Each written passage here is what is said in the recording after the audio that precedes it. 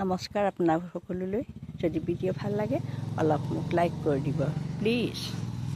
আজি মই পয়েনচেটিয়াৰ বিষয়ে ক'ম। এয়া মোৰ পয়েনচেটিয়া জোপাবিলাক বহুত ধুনীয়াকৈ ফুলি আছে। এতিয়া কেনেকৈ ৰুব লাগে, গোবৰ আৰু মাটি মিক্স কৰি পেলাই মই ৰুইছোঁ। মোৰ ৰোৱাৰ পদ্ধতিটো মই কৈ দিছোঁ।